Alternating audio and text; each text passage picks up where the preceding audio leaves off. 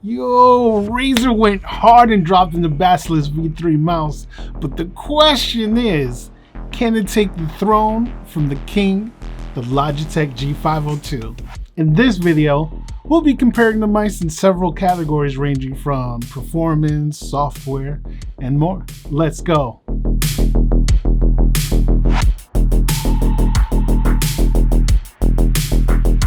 The Logitech G502 has been the favorite mouse of many, yours truly included. So it's always interesting to see what new mice come along to try to take that spot. If you see my review for the Razer Basilisk V3, you would have seen that I really like the mouse, and I was left wondering what would happen in a direct comparison between these two mice.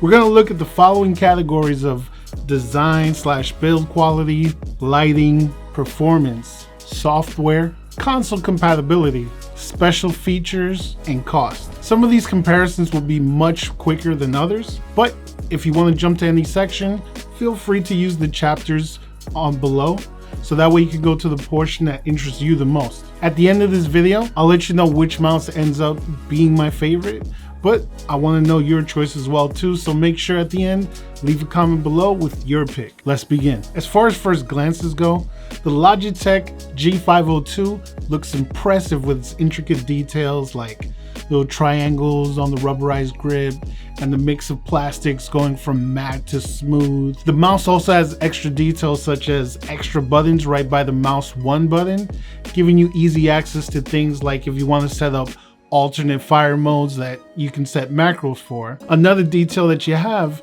is that you can easily tell which profile is active by the LED indicators on the side. The mouse also lets you adjust the weight from 121 grams to 139 grams, so it can service a lot of different weight preferences. The Basilisk has a simpler design, using mostly lightly textured plastic from the front to the back, while also using a grid-like pattern for its rubberized sides. The mouse has no weight adjustment options, but it does a good job at staying relatively light at 101 grams. Both of the mice have 11 programmable buttons, but the layout is different between each. The Logitech G502 has all its programmable buttons available on the top, while the Basilisk has one of its programmable buttons on the bottom of the mouse. With that said, the mice could easily be mistaken for each other from a distance, if not for the 2 extra buttons by the mouse 1 on the Logitech G502. Lighting is a category where the Basilisk V3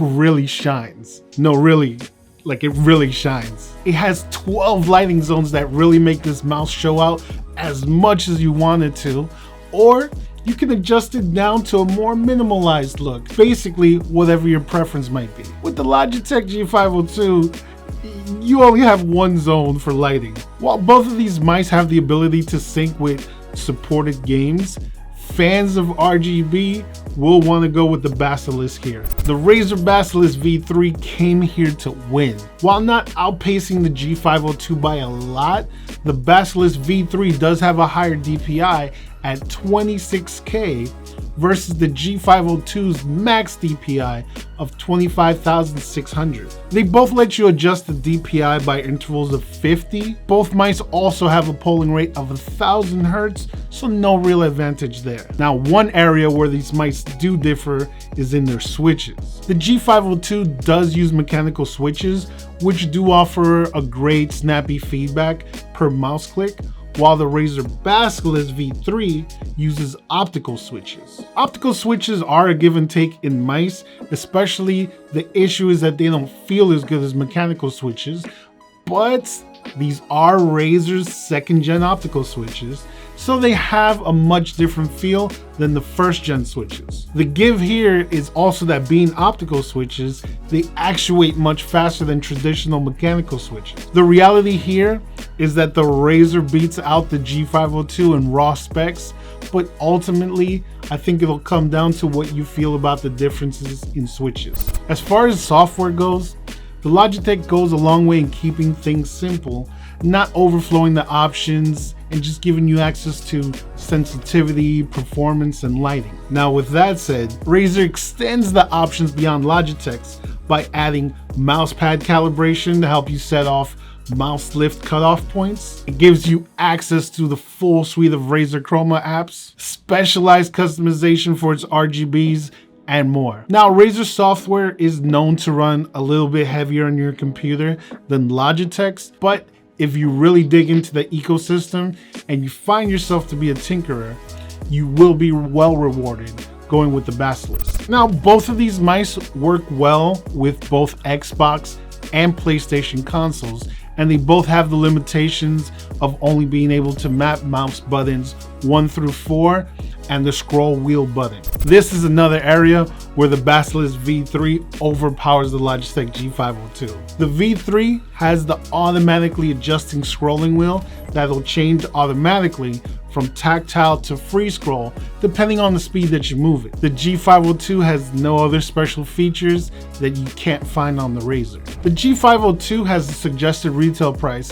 of $79.99, while the Basilisk V3 has a suggested retail price of $69.99. While the Basilisk does have it beat here, the reality is that the G502 is constantly on sale, considering it's been out in the market for several years now. At the time of this recording, the G502 is currently being sold directly from Logitech at $49.99. Now, to be honest with you, I didn't realize the Razer Basilisk was going to take off so many items as being actually better than the Logitech G502. The performance is really close between them, but the Basilisk still outperformed the G502 while excelling in RGB prowess and extra features. With that said, I still personally prefer the G502. For me, it's really about the buttons that are next to the mouse 1 button. I'm already used to having those buttons mapped to macros that, like for example, when I play a game like Valheim, where you have to constantly chop wood or mine ore, I don't have to worry about it because of the constant pressing.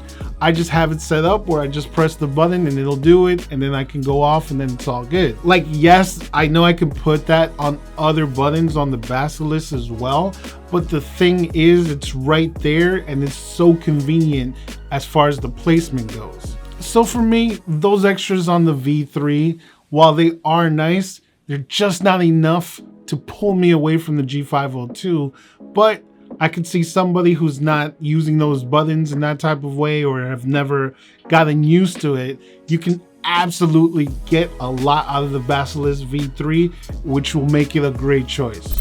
So there you guys have it. Which mouse is your favorite between the two? Let me know in the comments below. And I hope this video was able to help those of you actually looking for a comparison shopping between the two, get some information to help your buying decision. With that said, thank you guys for checking out this video.